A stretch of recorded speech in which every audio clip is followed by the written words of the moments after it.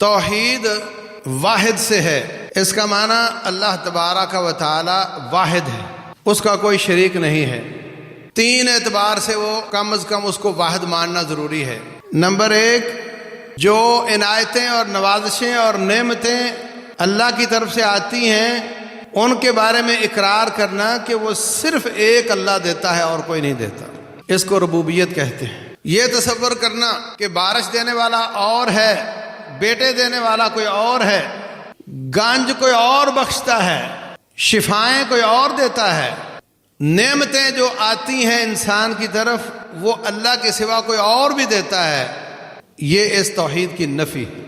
اور خاص طور سے جو دنیا سے جا چکا ہو وہ بے بس ہو جاتا ہے، وہ بے بس ہو جاتا ہے۔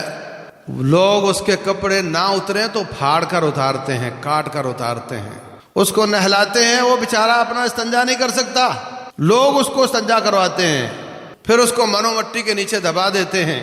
وہ جتنا بھی نیک ہو اس کی نیکی اس کے ساتھ، مگر وہ آپ کے کسی کام نہیں آ سکتا، نہ وہ اللہ کے اور آپ کے بیچ میں وسیلہ بن سکتا ہے، اور نہ وہ مستقل طور پہ آپ کو دینے والا بن سکتا ہے۔ وہ نیک ہے، وہ اب آپ کی دعاؤں کا محتاج ہے، اس کی نیکی اس کے ساتھ، اللہ تعالیٰ کا شریک نہیں ہو سکتا۔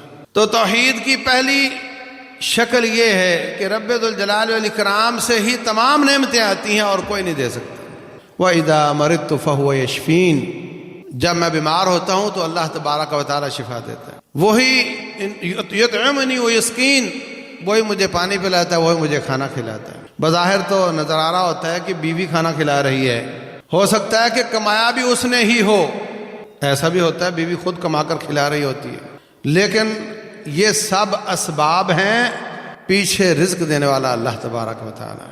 کسب انسان کا ہے، رزق اللہ دیتا ہے۔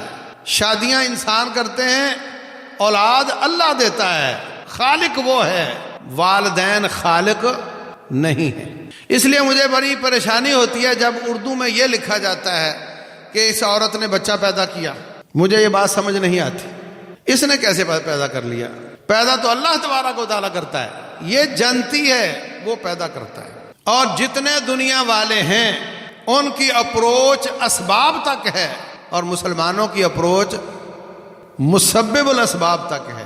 زلزلہ آ گیا، یہ کہیں گے جی وہ پلیٹیں تھیں، وہ ایسے تھی، وہ نیچے پلیٹیں ہوتی ہیں وہ کھسک جاتی ہیں تو زلزلہ آ جاتا ہے، یہ اسباب ہیں، اور ان پلیٹوں کو ہلانے والا اور نہ ہلنے دینے والا مسبب الاسباب ہے۔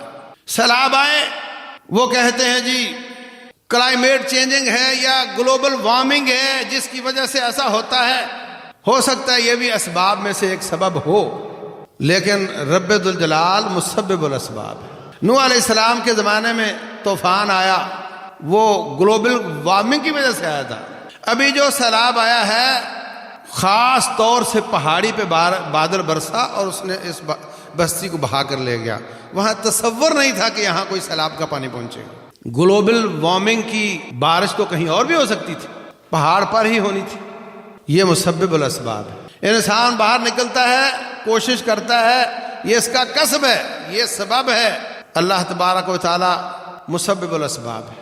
آپ کے تھوڑے بچے ہیں، اللہ تبارک و تعالی آپ کو رزق دیتا ہے، جیسے بچے بڑھتے ہیں، بیویاں یا وہ کسی یتیموں کی کفالت شروع کر دیتا ہے، جیسے اس کے اخراجات بڑھتے ہیں، اوپر سے اللہ تبارک و تعالی نل اور کھولتا چلا جاتا ہے۔ تو عزیز بھائیو، یہ تصور رکھنا کہ تمام عنایتیں اور نعمتیں ایک رب کی طرف سے آتی ہیں، اس کا کوئی شریک نہیں ہے۔ کائنات میں اگر ایک رب بھی اور ہوتا یا کوئی اور مخلوق میں سے بیٹے عطا کرنے والا ہوتا تو کم از کم شرک کرنے والے اور پیسے والے لا اولاد نہیں مرتے، جن کا کوئی ایمان ہی نہیں ہے، شرک کرتے ہیں، ان کو کہیں لے جاؤ، کسی قبر پہ جھکا دو، پیسہ جتنا چاہے لے لو، ان کو بہرحال بچہ چاہیے۔ کیا ایسے لوگ بھی دنیا سے لا اولاد مرتے ہیں؟ نہیں۔ ڈاکٹر علاج کرتے ہیں بڑے نئے طریقوں سے، اولاد جننے کے طریقے، ان سے بسا اوقات ان کو بھی اولاد مل جاتی ہے جن کو روٹین میں نہیں ملتی، لیکن پیدا اللہ کرتا ہے۔ یَہَبُ لِمَن یَشَاءُ اِنَاثًا وَیَہَبُ لِمَن یَشَاءُ الذُّکُورَ، جس کو چاہتا ہے بچیاں دیتا ہے، جس کو چاہتا ہے بچے دیتا ہے۔ اور یزوجہم ذکرانا و اناثا، یا کسی کو بچے اور بچیاں دونوں دیتا ہے. وَيَجْعَلُ مَن يَشَاءُ عَقِيمًا، جس کو چاہتا ہے وہ عقیم بنا دیتا ہے.